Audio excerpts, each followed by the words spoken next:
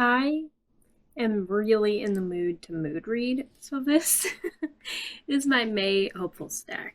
Let's run through it. Hello, my bookish besties, and welcome back to my channel. My name is Adrian, and I like to read a little bit and yap quite a lot of bit. So let's run through the list of books that I'm really hoping to get through in the month of May.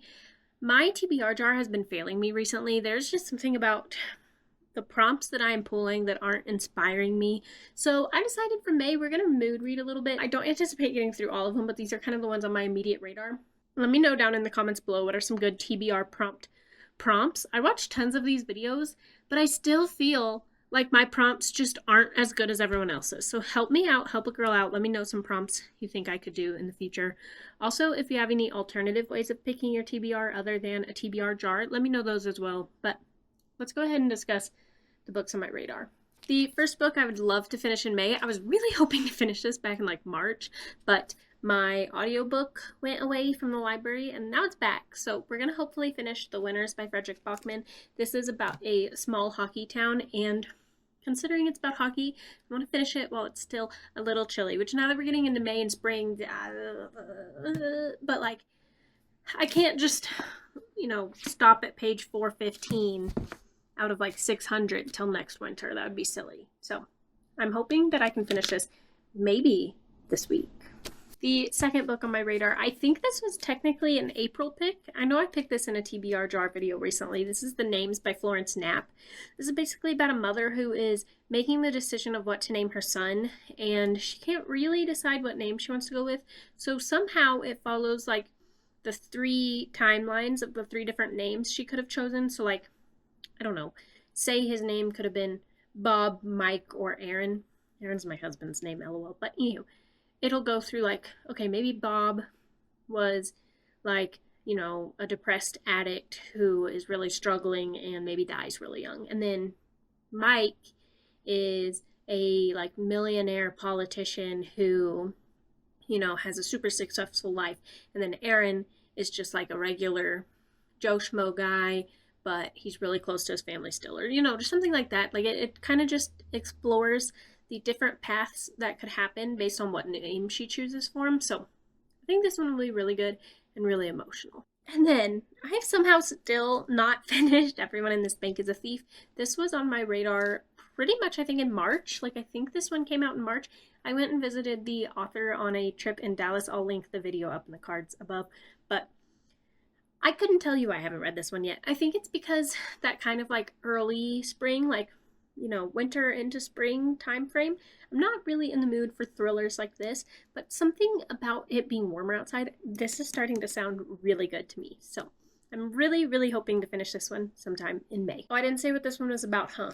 Basically, this follows a author. This is book 4 technically in a series, but they're like kind of interconnected standalones. Like, you could read them out of order. So if this one sounds good to you, you could definitely pick it up now. But anywho, this is basically about an author who writes books about murder, but they're usually murders that he is involved in. So like in this one, obviously, well, I think there might be a murder, but in this one he is being held hostage in a bank, and him and everyone in that bank is somehow a thief. So he is writing about who did the thieving of like the actual bank or something like that. And yeah, he's trying to solve it and get out of his hostage situation. But what I really like about this series is the titles are always a play on words. So like maybe one of the thieves like stole someone's heart, like it's a heartbreaker. So I kind of like that it's kind of like silly, goofy, a little unique. The next book is Malice. I have somehow still not finished this one either. Again, it's the audiobook. I read/listened to the first 142 pages, got a little bit confused, but then my audiobook went back to the library. And one thing about me is a book where I'm confused, I can't eyeball read that, okay? I'm a simple girl. I need to hear what they're saying, unfortunately. So this one is one of the ones that now that I have it on Audible, I think I will go ahead and finish this pretty soon.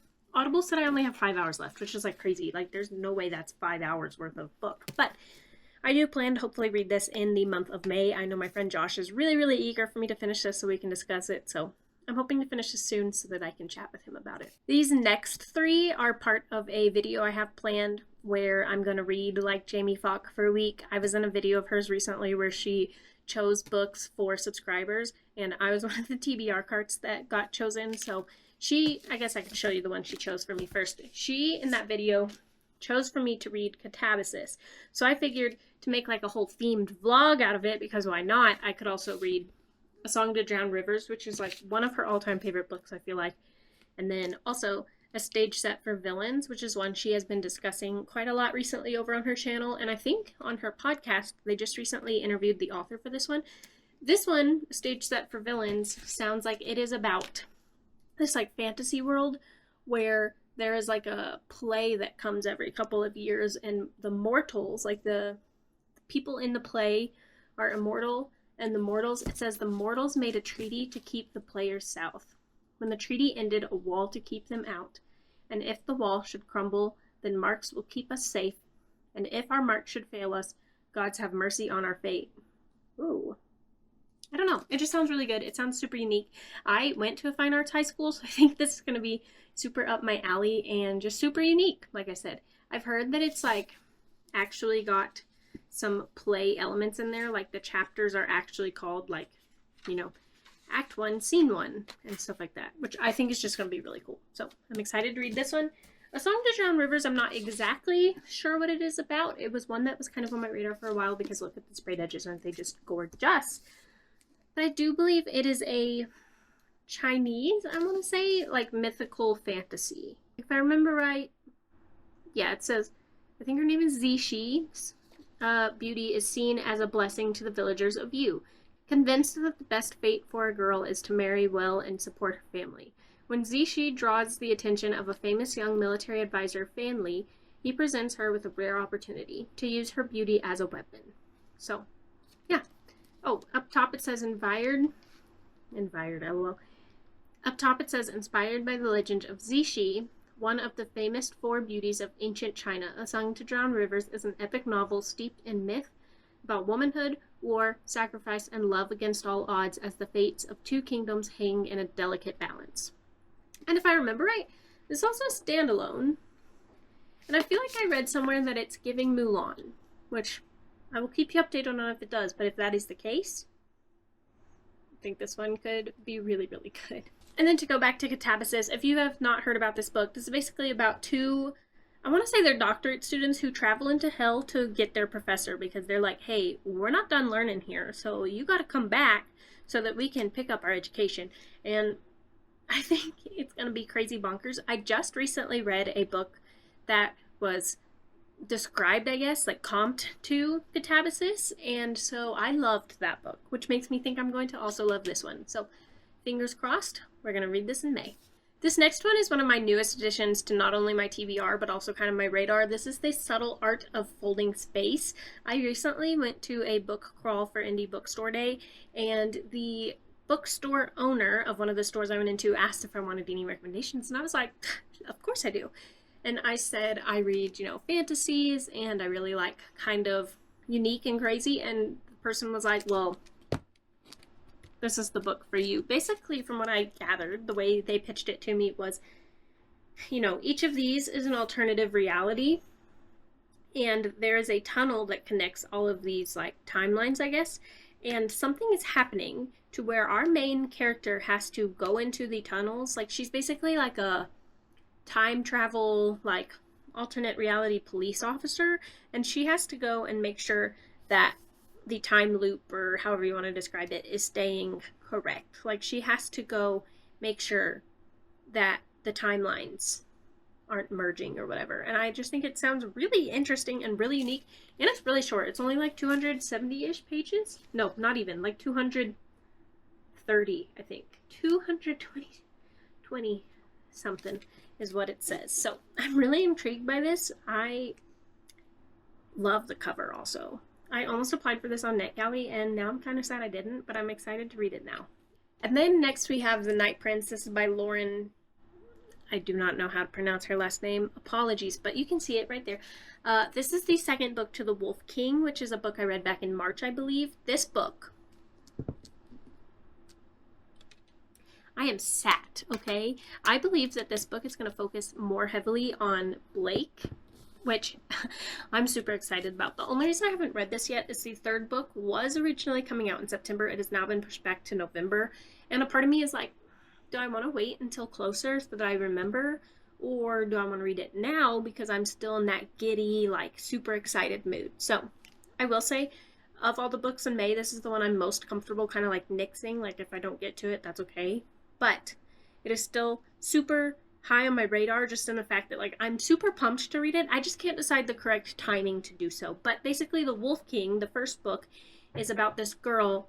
She helps out, she like protects this wolf, this werewolf, during a fight. There's like a arena where they're fighting and she helps one of them.